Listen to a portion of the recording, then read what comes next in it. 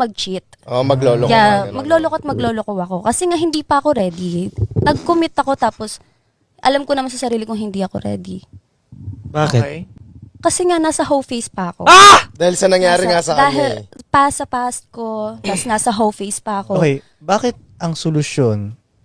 is hoeing. Damn, paulit-ulit tong story to Pag nakaranas kayo ng fucked up na relationship or after Hoeing. breakup, ang solusyon na ginagawa nyo is hoe face. Oo nga. So actually, Sabi niya, nag-hoe face siya, di ba? Kasi nga di pa siya fully healed, di ba? Sabi niya. So nag-hoe face siya. And then bandang uli, sabi ni Bugoy, bakit nasagot nyo kasi hoe face? Bakit kasi hindi niyo na lang improve yung sarili ninyo pag gagaling kayo sa breakup?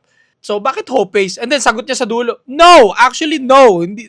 Sabi mo nag-hoe face ka tapos sa dulo, hindi. Ang gulo! Ang gulo! Ang gulo. So guys, boys, listen. Kaya nga pinapayo ko sa mga soy ko, kapag yung babae single ng 2 years, 3 years, kaduda-duda yan. Nasa hoe phase yan, malaki chance. Pagka 2 to 3 years yan single.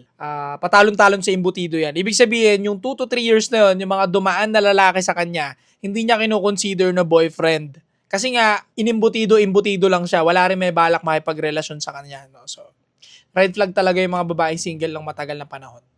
Stay cold.